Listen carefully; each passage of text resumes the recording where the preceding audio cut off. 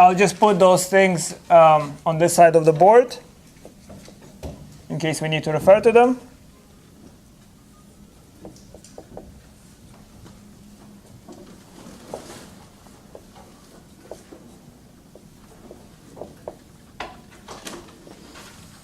So again, I didn't justify most of them. There are good justifications of those properties in the book. And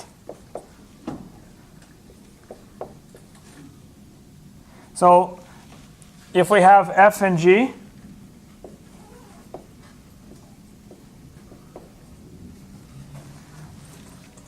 are elements of this set of integrable functions, and C is a real number, then we know that if you multiply the function by the constant, it will still be integrable.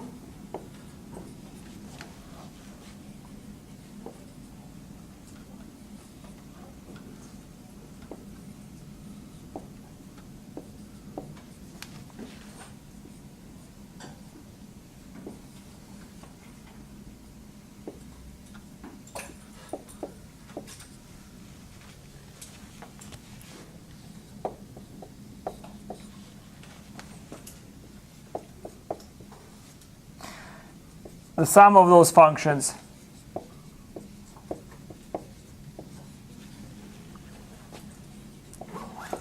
must be integrable, and of course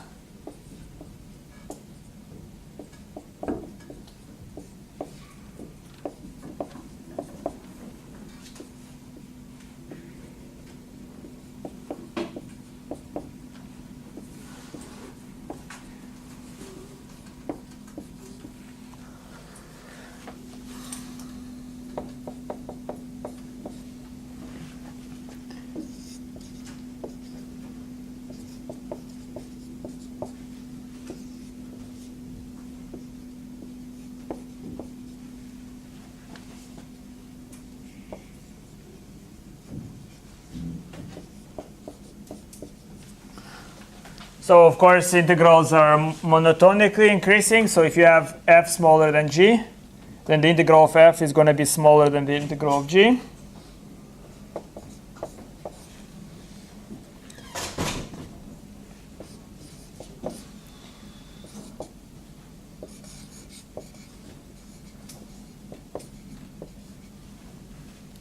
The absolute value of the function is integrable. And we have that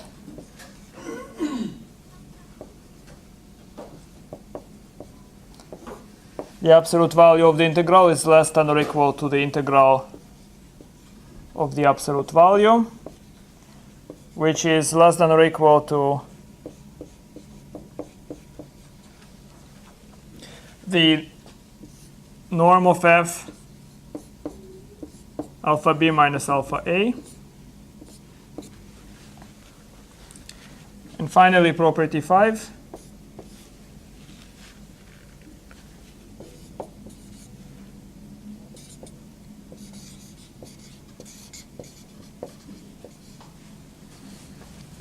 The product of two functions is integrable.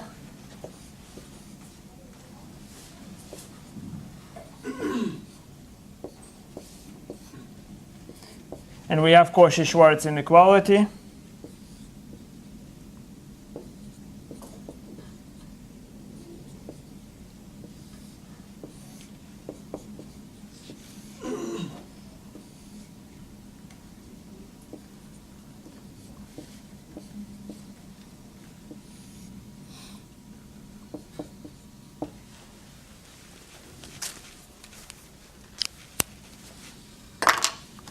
All right, so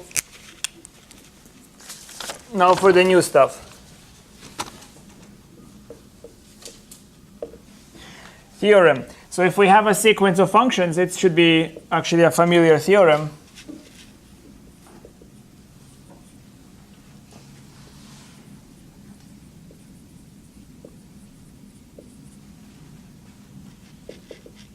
So this is a sequence of integrable functions with respect to alpha.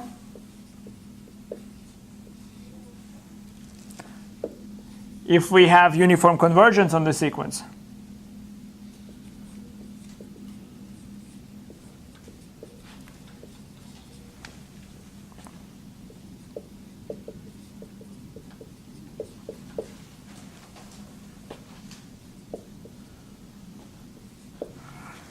To some function f on AB.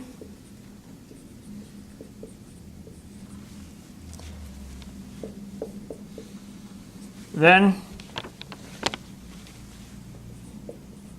f is Riemann integrable, Riemann Stietjes integrable on AB.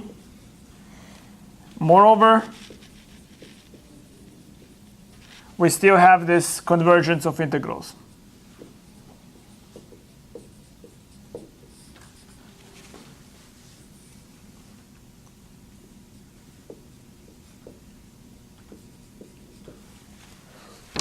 So let's prove it.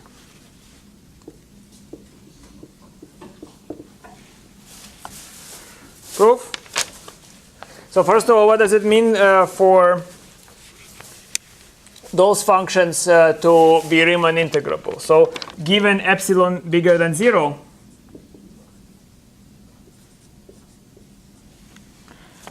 we can let some natural number n be big enough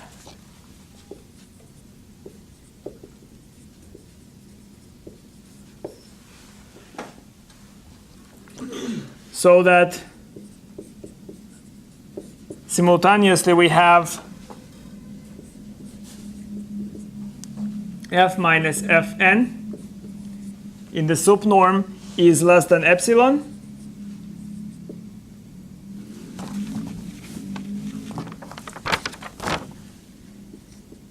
For all n bigger than this capital N,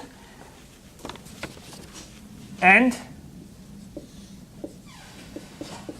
there is a partition P, and P would be just A equal to x0, then x1, all the way to xm, which is b, such that for fixed n, so for this fixed n, the difference between the upper sum and the lower sum is less than epsilon.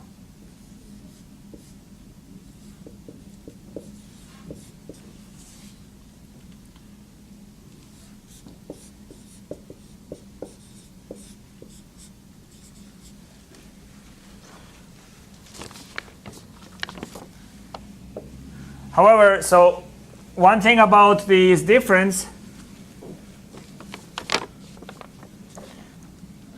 notice that u fn p minus l fn p, what is that? This is the summation over the partition from k1 to m of oscillation. So capital M minus lower m, this is the oscillation of the function fn over the interval xk minus 1 to xk times delta alpha k. Right, that makes sense, right? The oscillation is basically what you do is you take the difference between the two extreme values, right? The maximum and the minimum would be, or the supremum doesn't have to have a max or a min. The supremum of this function minus the infimum of this function will be the oscillation over this interval, okay? So really, this is supposed to be then smaller than epsilon. Now we have uniform convergence. So let's estimate the oscillation of this over this interval of f. Let's estimate oscillation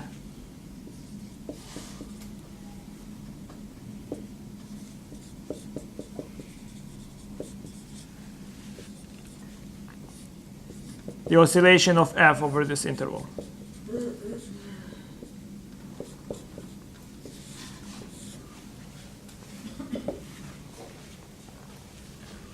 So what we know is that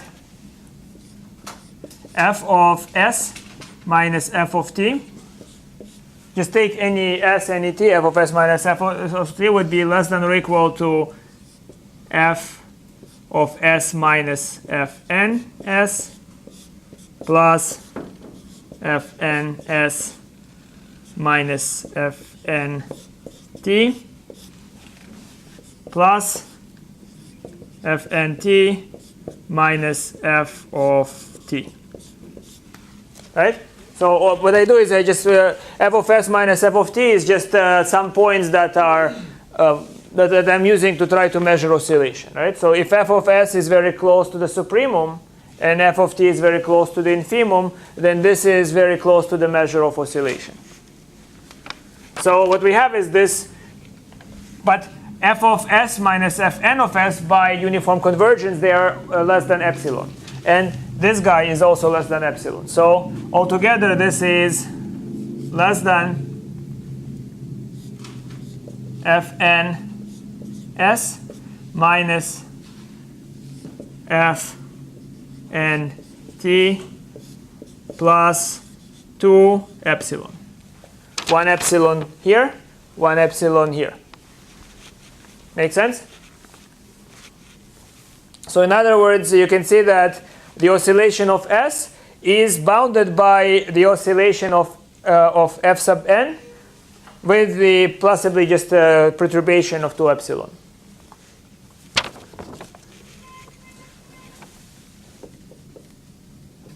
Hence,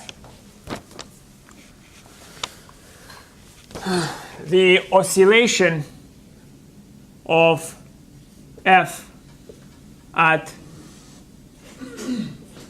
xk minus 1 to xk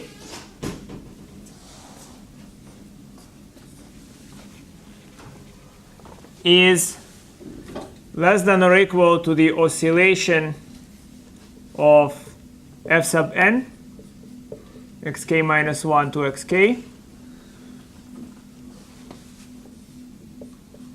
plus 2 epsilon.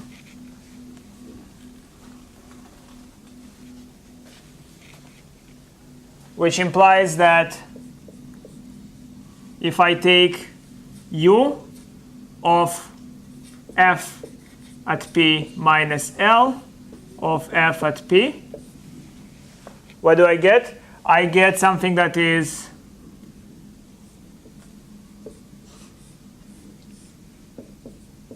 equal k1 to m oscillation f xk minus 1 to xk times delta alpha k, and this is less than or equal to k1 to m oscillation fn xk minus 1 xk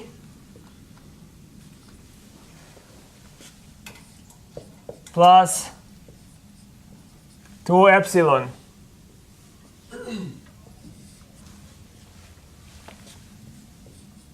times delta alpha k.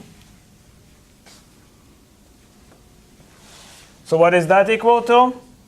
This equals to this part. This sum is just, so if I distribute the delta k, this is just u fnp minus L fnp plus 2 epsilon summation k1 to m of delta alpha k. Now this is telescoping, so what you get is this is less than epsilon.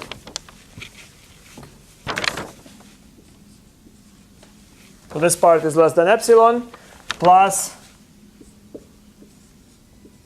to epsilon times what?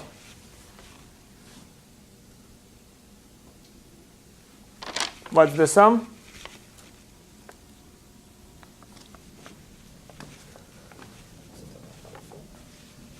What is it? Epsilon over the oscillation. You said it's telescoping. Yes. What's the sum of delta alpha k?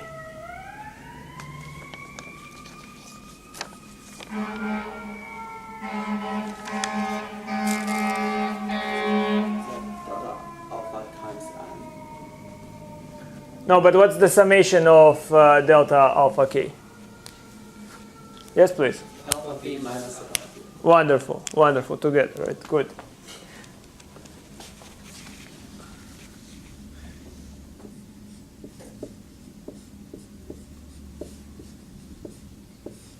So it's alpha b minus alpha a. So you can see that this is very small. This can be made very small. So the consequence is that f is integrable with respect to alpha.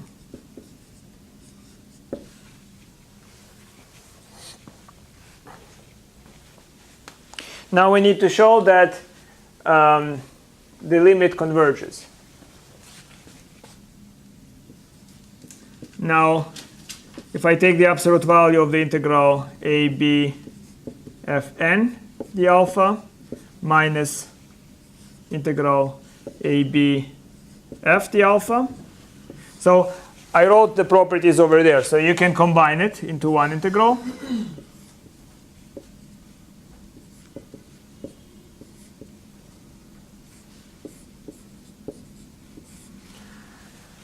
Correct? By one of the properties of addition, and then we have this triangle inequality that this integral is less than or equal to the absolute value of fn minus f the alpha, and this is less than or equal to the integral of the sup norm. We already saw a proof like this, but with respect to just a regular integral. So this is simply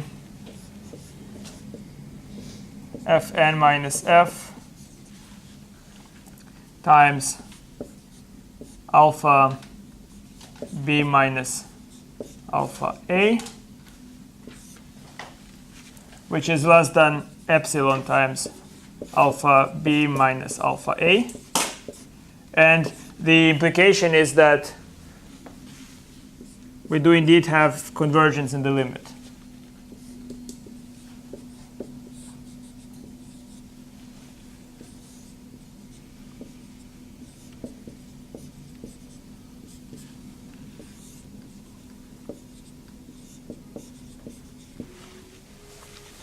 Okay?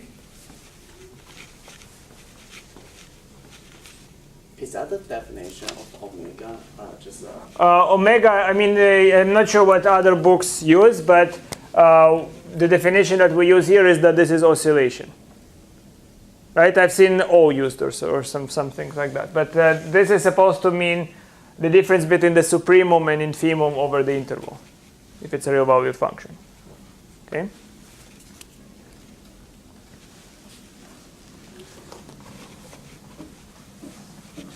I probably asked you this already, but is R alpha a vector space again? Yes, those properties show that it's a vector space. So, and again, if you want to see some of those properties, if you don't understand them, I'm happy to explain again. So C times F is always in alpha. It's closed under scalar multiplication, closed under vector addition. So that makes it into a vector space. Right?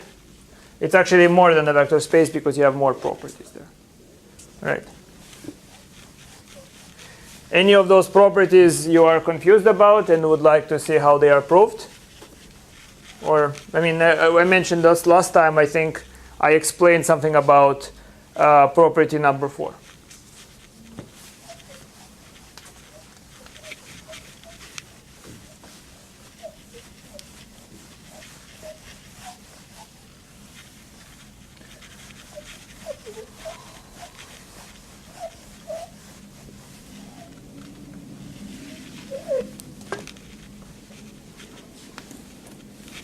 All right. How are you doing, by the way, with the exams? Everything easy? Good, right? Coming together? No? Exam 2, you will be giving it to me on Wednesday, right? Yeah. Or today? No?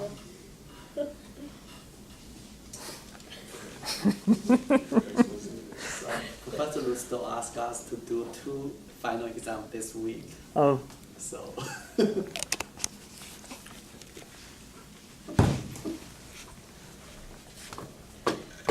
Yeah, but you have like easy questions, I think. I picked like easy questions for exam 2, right? Yeah?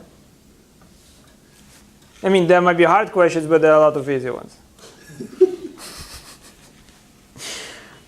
All right, guys. Well,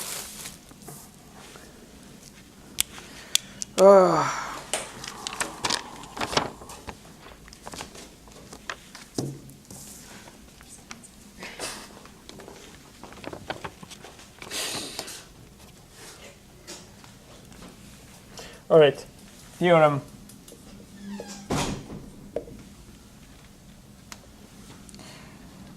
So this one is a little bit difficult. I think I'll try to draw you a picture. Maybe that helps. Let alpha be continuous.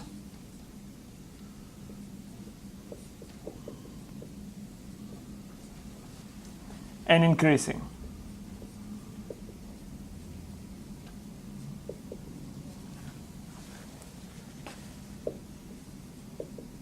Given f, which is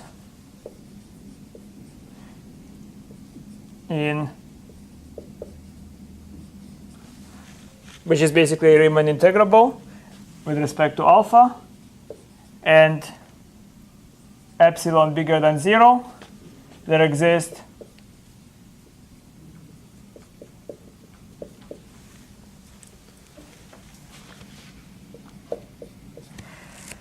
a step function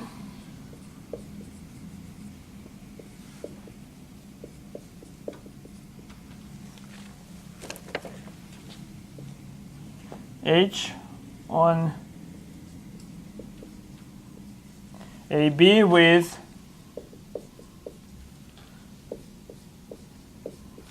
h infinity less than or equal to f infinity. Somebody is breathing like Darth Vader right here.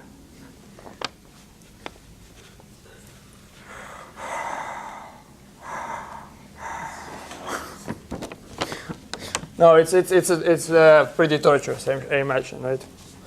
Such that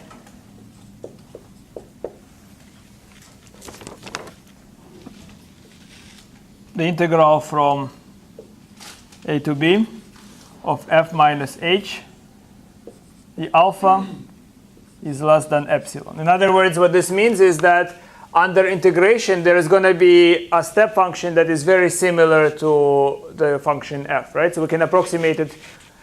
This is almost a norm. Integration defines almost a norm. If you deal with continuous functions, that will be a norm, right?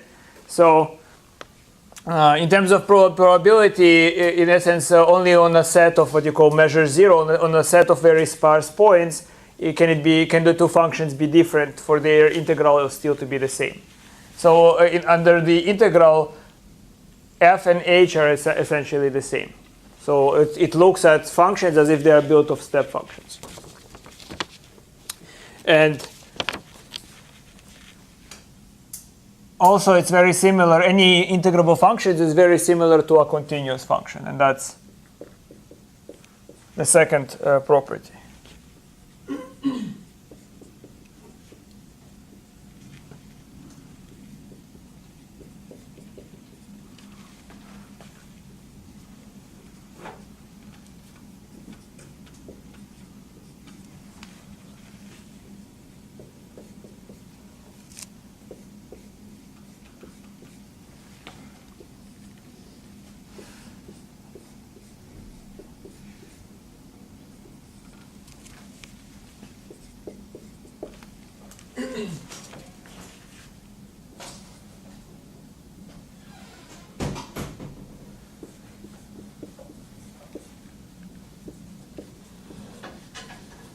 Okay? So in other words, every integrable function is very similar to a step function or to a continuous function. That's what this is saying.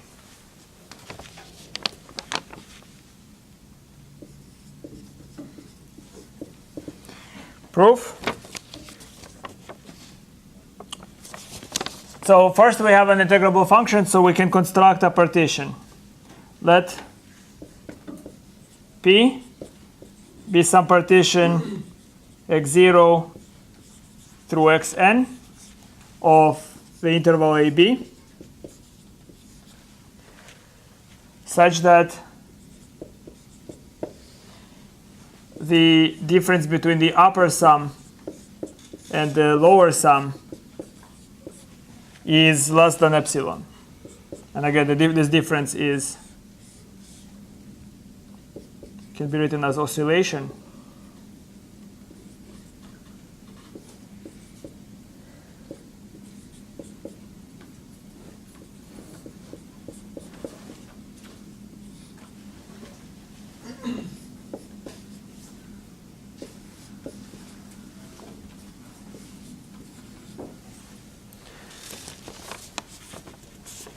So let me try to draw what's going to happen now and then explain it.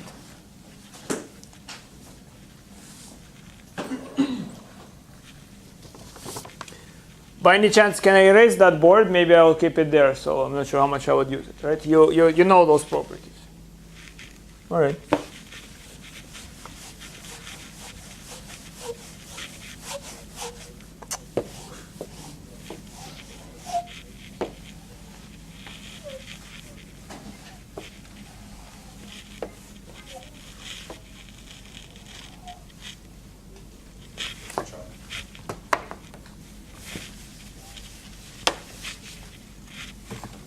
All right.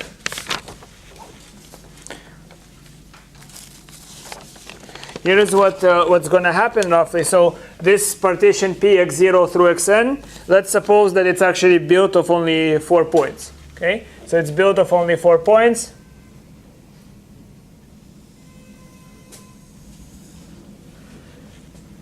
So the first point is x0 or A. Then somewhere here we have x1. Somewhere here we have x2. They don't have to be equidistant, as you know, right? The partition can be putting points anywhere. And the last point is x3. And suppose that the curve that we are dealing with is something like this.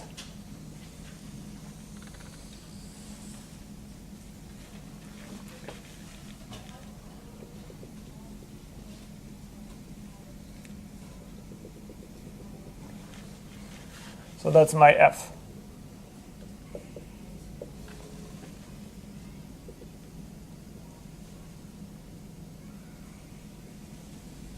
Okay. So this is the partition P here. Okay. So how are we going to construct this step function? What we're going to do is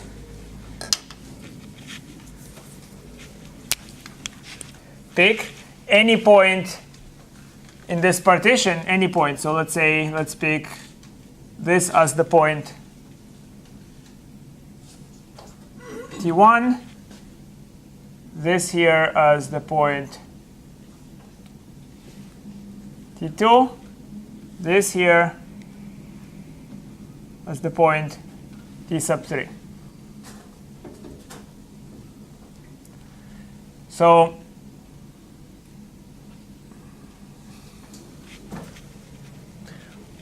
we construct a step function where it contains the left endpoint, but it's open on the right endpoint. Okay, and we do the same thing for all the remaining ones for T1. So it would be, in this case, since it's x0, it will contain both x0 and here it's open. And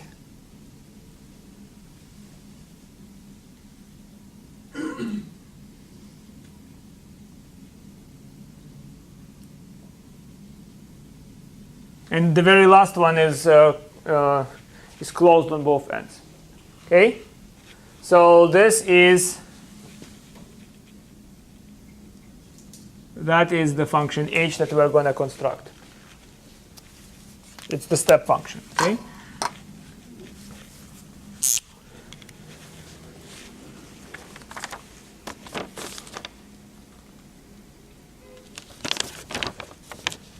So define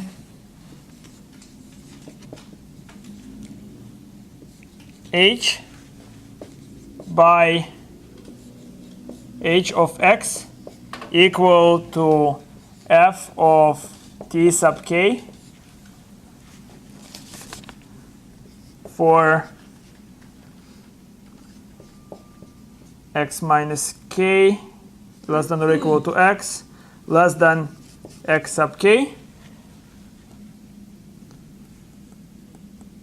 And of course, we know that t sub k is chosen in the interval xk minus 1 to xk. And the very last point is h of xn will be f of tn. So then what I want to say is that I wonder if it's really clear. Clearly, what can you say about the magnitude of h, of the norm of h, with respect to the norm of f? What's the relationship between those norms? Can you see it? Can you see it based on the picture? So it's like this.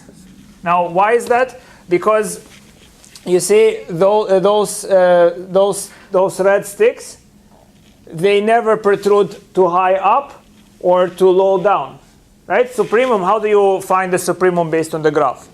The sup norm. You just measure the biggest displacement of the graph from the origin, right? So so in this case, supremum, it looks like it would actually happen at x3, right? And the supremum for the red function looks like it would be this point here. Okay, but the function, of course, does not have to be continuous. You just kind of imagine that the steps are hanging halfway there between the biggest value over the interval and the smallest value of the interval, and therefore this function actually has smaller oscillation, right? So also notice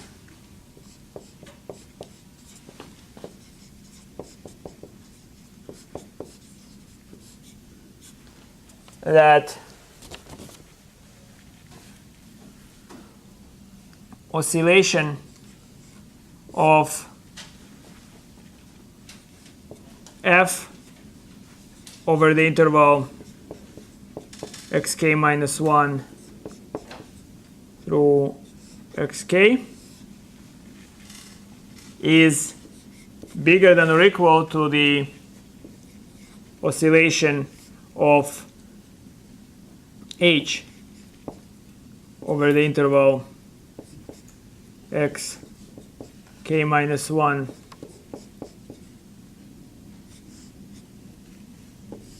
xk, correct? Oscillation is smaller. Since alpha is continuous, it must be the case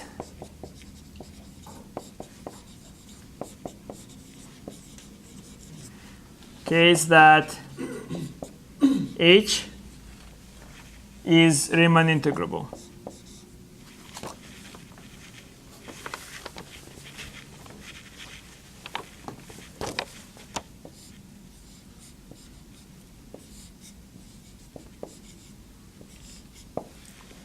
Why must it be the case?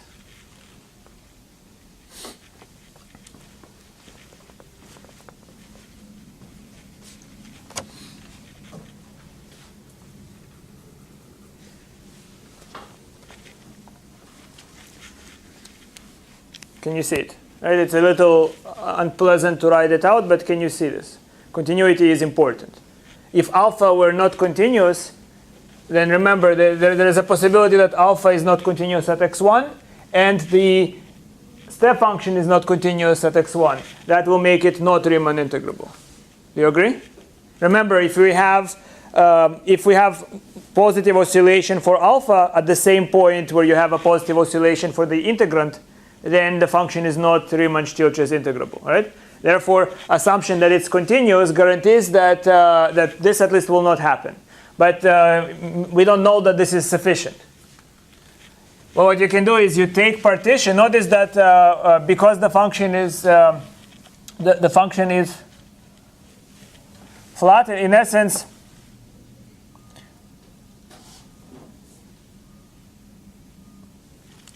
if you select partitions with points very close around x1, very close around x2, very close around x3, then delta alpha will be very small. Because by continuity, delta alpha will be very small, and it will make the difference of the upper sum and lower sum, which is really just expressed by those jumps, right? The difference between the upper sum and lower sum over this interval is just this gap. So this gap times very tiny delta alpha will make it close to 0. Okay? So basically, if you partition, any partition, what you have is that there is no difference of upper sum and lower sum. Or in here, the only place where you actually see the difference between upper sum and lower sum is near the points x1, near the point x2, near the point x3. So if I select any partition and pay attention to the segments immediately below and after x1, those are the only things that are going to generate differences between lower sum and upper sum. And because I can take delta alpha to be really small by continuity, that will force this to disappear. Make sense?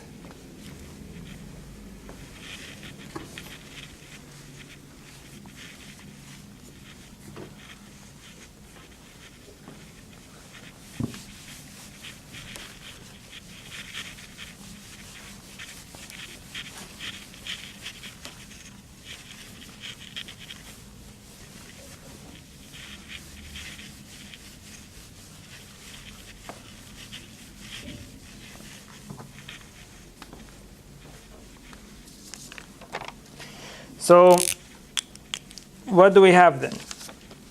Now we can integrate. It follows that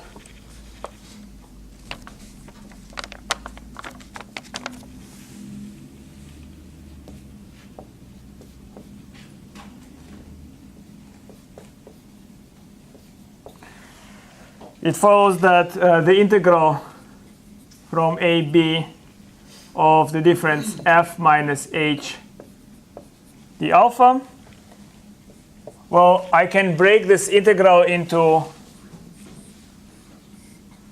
sum of subintegrals. That would be from k equal 1 to n of the integral xk minus 1 to xk absolute value f of x minus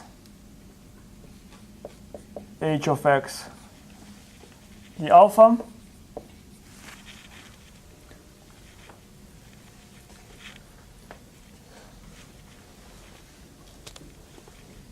And that is less than or equal to the summation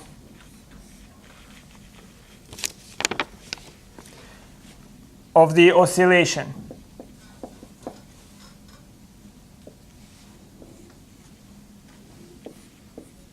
of f over the interval xk minus 1 to xk delta alpha k. Now, while oscillation, think about this integral. So f of x minus h of x, this quantity in absolute value, it is smaller than the maximum minus the minimum of the function, right? So to take f minus h is smaller than to take maximum of f minus minimum of f, or supremum of f minus infimum of f. So therefore, I can replace f of x minus h by this oscillation, and the result is u f p minus L fp, which is less than epsilon. So this establishes 1.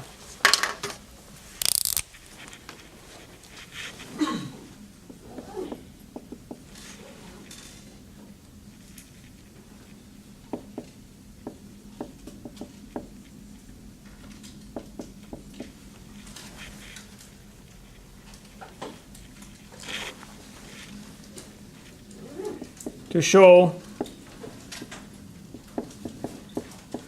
2. Sorry, Professor. Yep. Can you just say one more time why the oscillation is greater or equal to the oscillation of H on the left? A second. Why this is so? Yeah. Well, what is H, right? H, actually, for most cases, if you just take H on this interval, do you see any oscillation? Only at the point x1 is there anything. Do you agree? So this is just a horizontal line. So there is no, if I remove the point x1, there is no oscillation here. Now the oscillation, once I introduce the point x1, the oscillation happens to be this difference. Right? Now this difference is less than this difference, which is the oscillation of f. Do you see it? You can see, you can do it on this. What about the oscillation in this middle interval? It's really, it's the maximum of this difference and this difference, right? Which is definitely less than the supremum of. Well, by the way, did I make a mistake when I said this? Actually, you might be right.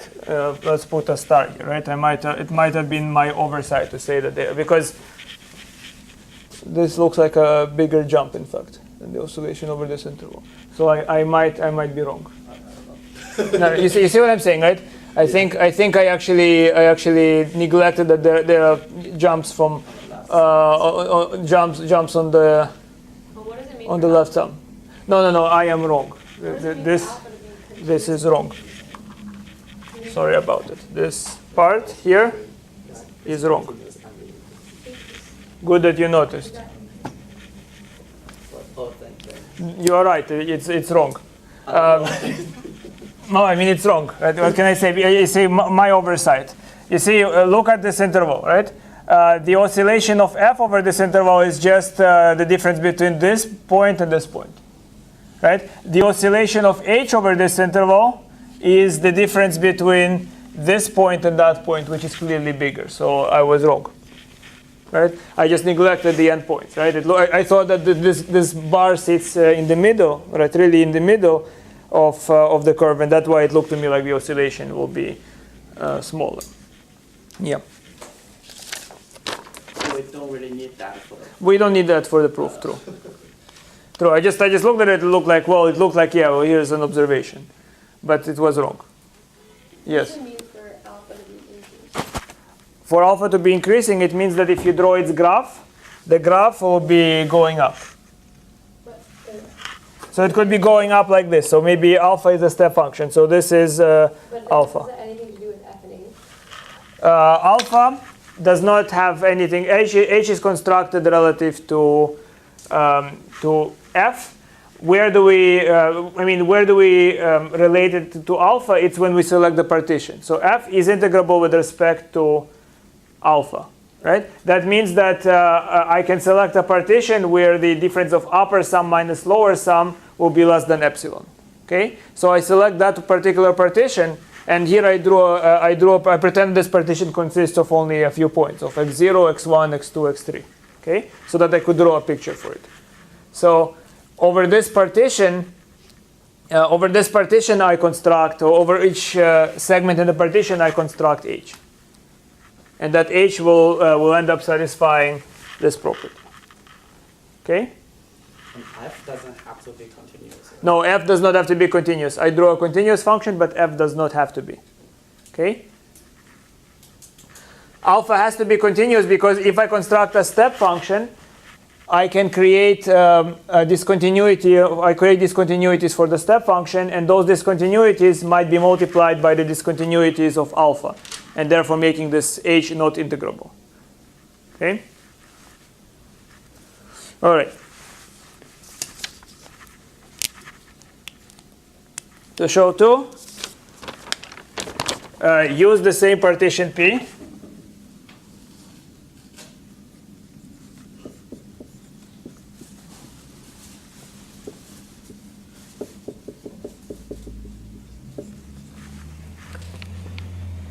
And choose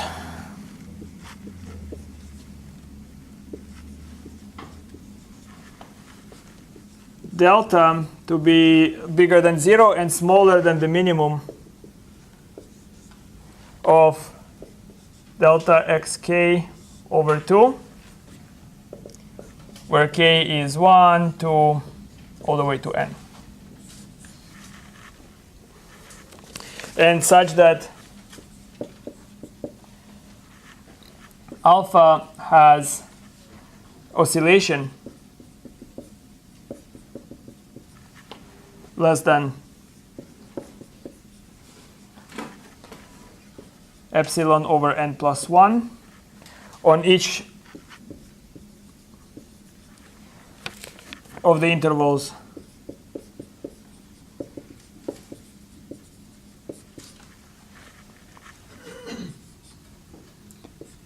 xk minus delta to xk plus delta, where those intervals are part of the interval AB.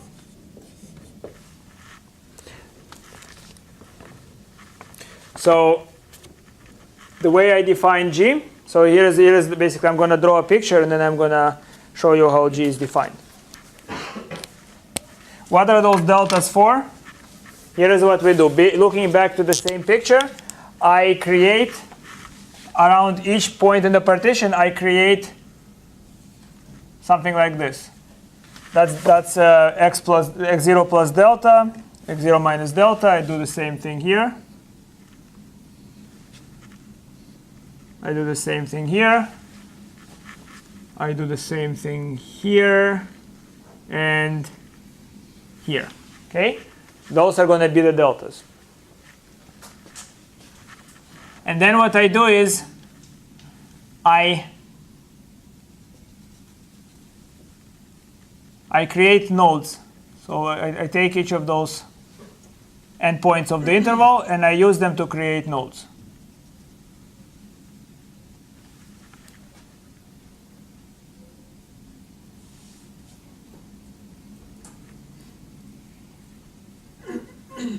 And I extend those nodes to be always on the red curve.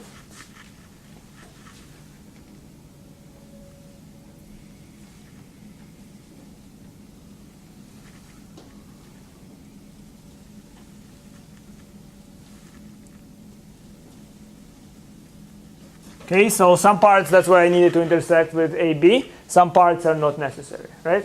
So the right hand point of x3 is not necessary, the left hand point of x0 is not necessary. So we have nodes, and then I'm going to use those nodes to create a continuous function. So what I do is I connect those nodes like this.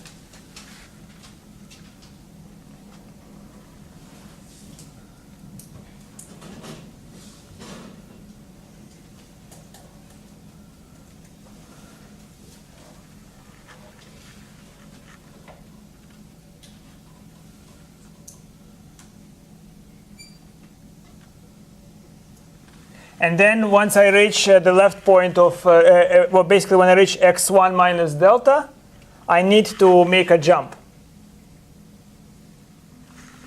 You see that? From x1 minus delta to x1 plus delta, I jump from one step to another. And then I continue. I move until I reach x2 minus delta. And then from x2 minus delta to x2 plus delta, I make a jump. Make sense? And then I continue, in this case, like this. So this is a polygonal function, and it's continuous.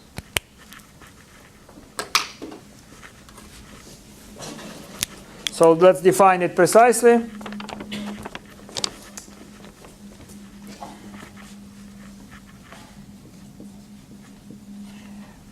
Now let G, so G is that green function over there.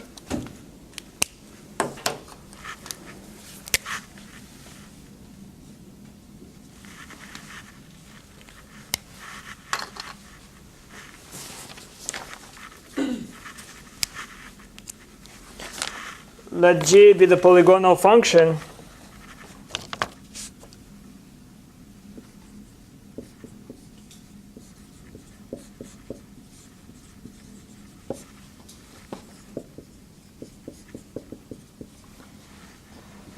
that agrees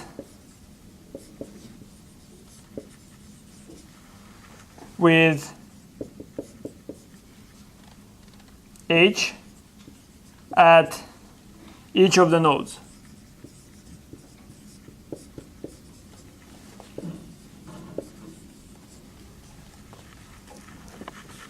And those nodes are x0, x0 plus delta, x1 minus delta, x1 plus delta, and all the way to xn minus delta to x sub n. Okay? Then what can you say about the norm of G compared to the norm of H?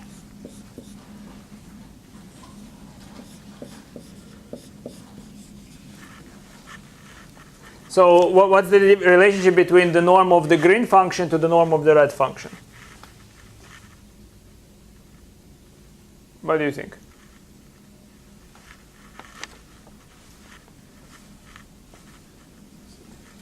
The same, right?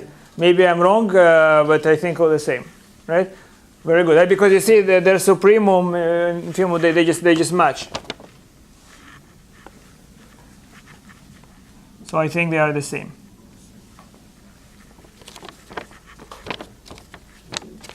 And we know that H, its norm is less than or equal to the norm of F. As G is continuous,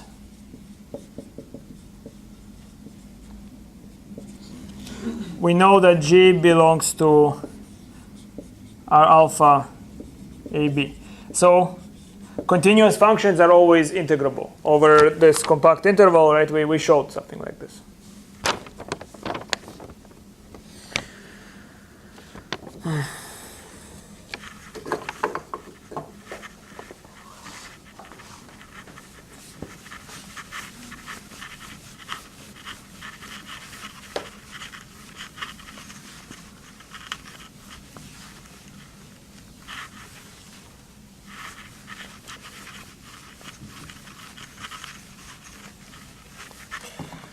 All right, and what we have then, we then have that the integral from a to b of h minus g, the alpha,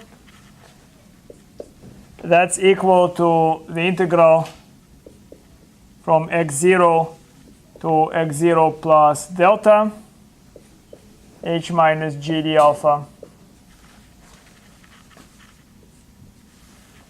plus, right? If you look at this green and red function, in many cases they cancel each other to 0. So there's nothing, we don't need to integrate. So the only places where we do need to do the integration is around the point x1. So around the point x1, around the point x2, around the point x3, we need to possibly do integration, right? Or around where we switch from nodes. So that would be k equal 1 to n minus 1 integral xk minus delta to xk plus delta of h minus g the alpha plus the last node, possibly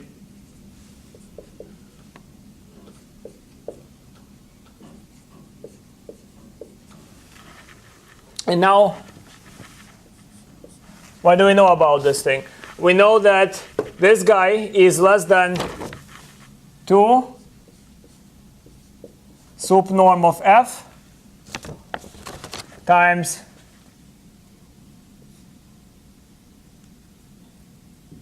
alpha x0 plus delta minus alpha of x0.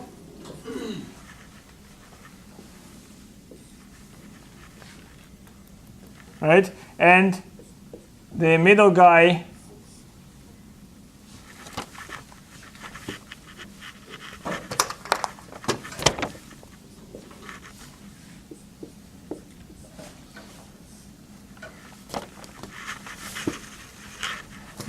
is the summation,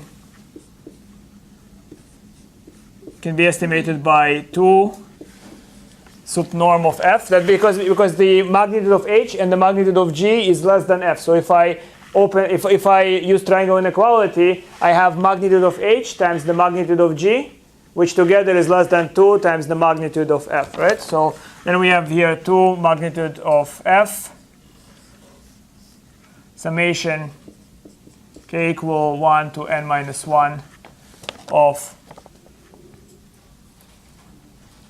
alpha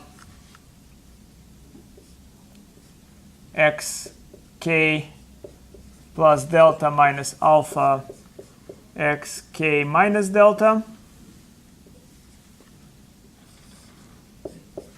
plus the last one is also 2 times the magnitude of f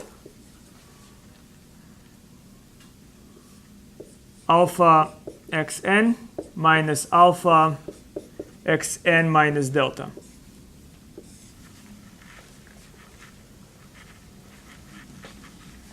And what do we know? We know that oscillation of alpha is controlled to be epsilon over n plus 1.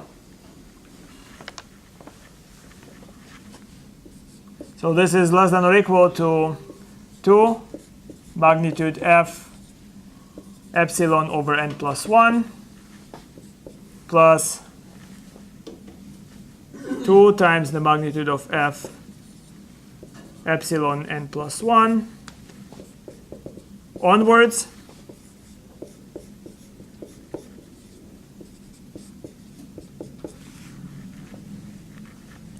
And the entire thing is simply equal to 2 epsilon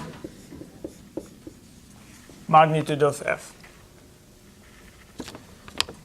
So therefore, by the triangle inequality,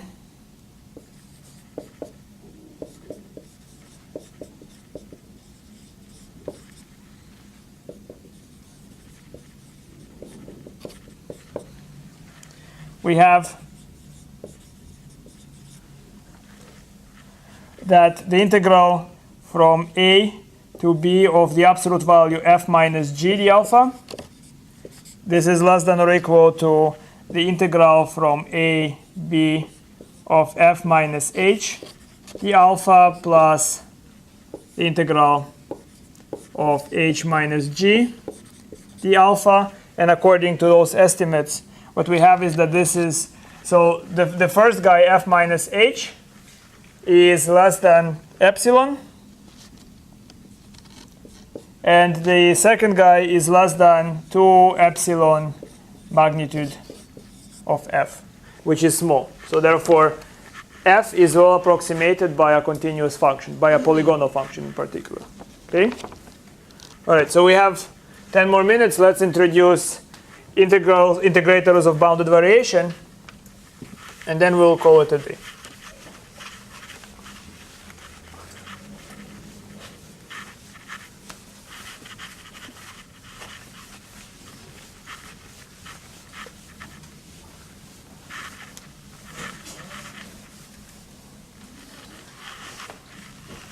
Are there significant consequences of these two theories? Well, especially in measure theory, those are significant. So what it means is that you can approximate, you can in fact think of an integrable function as a continuous function or as a step function. You see, so with respect to integration, you can replace the function and think of a step function. So if you know of a nice property that step functions have, then you can translate this property to all the rest, all the other integral functions. So every integral function can be represented by Right. So for example, when you know that polynomials are dense in the space of continuous functions, right?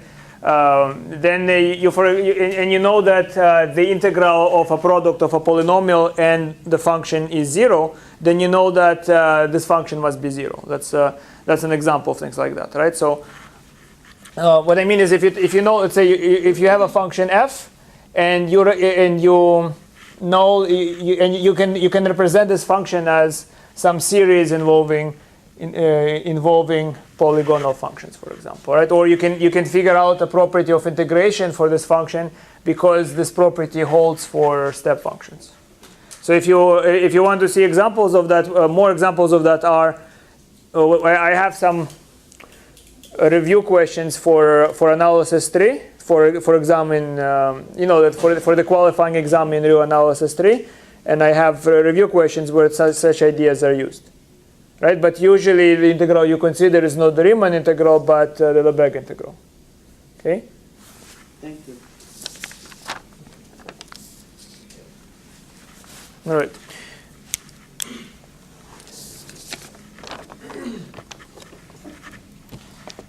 Integrators of bounded variation.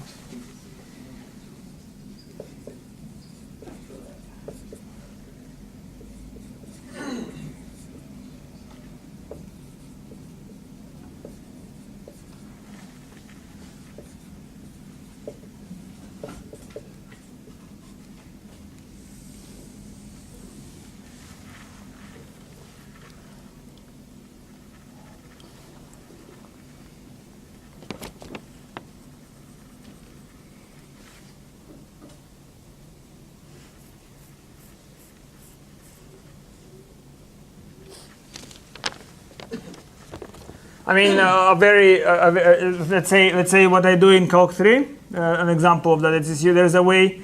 So you have a path, for example, right? Just in terms of what you're saying, a path, and you want to predict. So you have initial velocity v0 at this path, and you have velocity v final at this path, right? So you can predict that that the velocity is only determined by, if it's under gravity, it's only determined by the vertical displacement, right? And you can do that by approximating this curve by line segments. By just it's a chain of line segments and just understanding what's the behavior on the line segment. So in a way, what happens here is just of the same sort.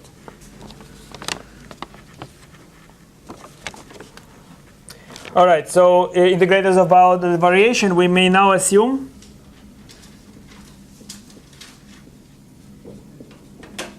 so alpha is no longer increasing. So alpha is just a function of bounded variation,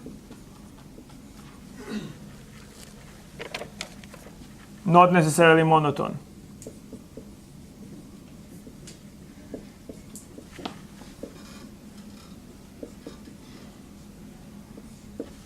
Monotone. So the consequence is that if P is a refinement of P star, we no longer know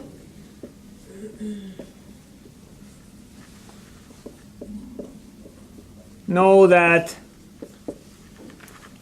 the upper sum of f over P is smaller than the upper sum of f with respect to P star. So no longer this behavior is given to us. Or that lower sum of f at P is less than or equal to, or greater than or equal to the lower sum of f at p star.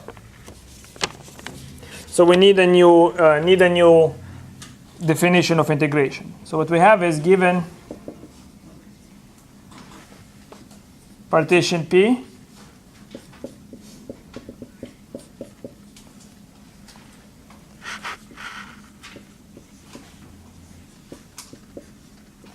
given partition P of AB, what we can also have is we let capital T be a collection of points T1 through Tn,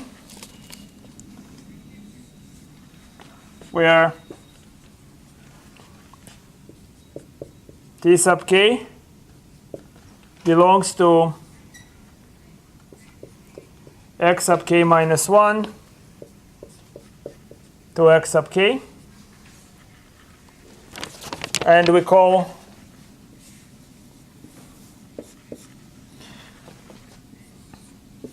the sum f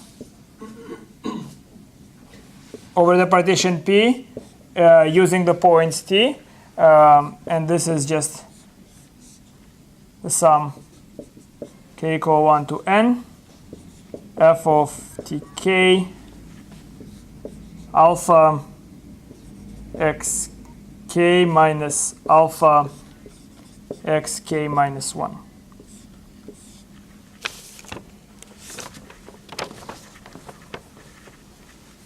We call it a Riemann Stietjes integral or Riemann Stietjes sum.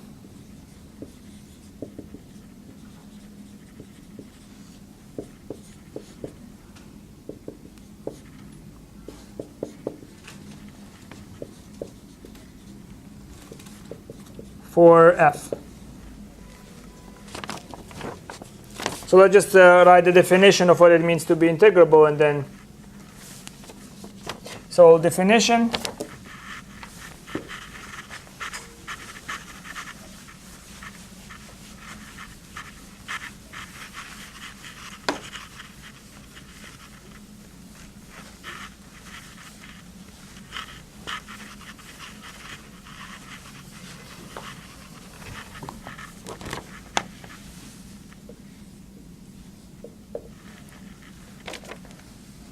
the function f is Riemann Stietjes integrable with respect to alpha,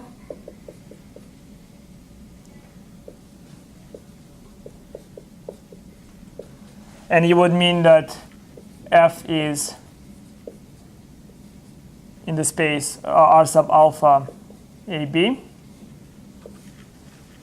if and only if there exists a number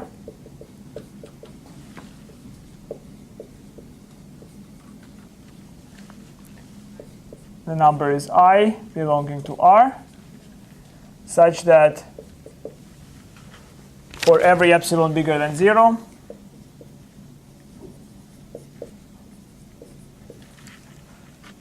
there is a partition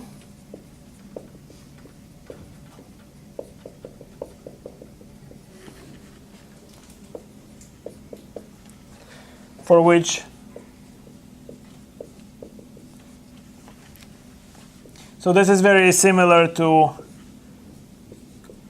the way you were exposed to the integral in Calc 1.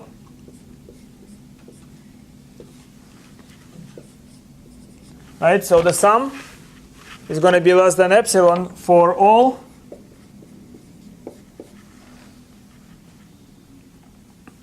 refinements P and all selections of points T.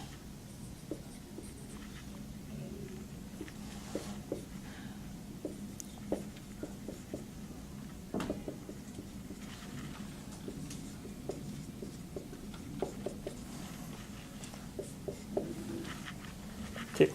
All right.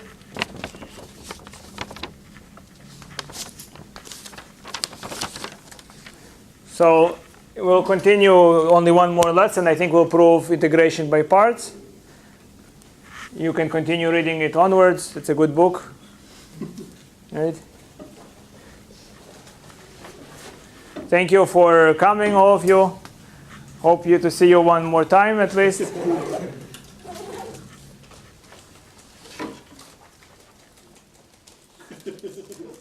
Right.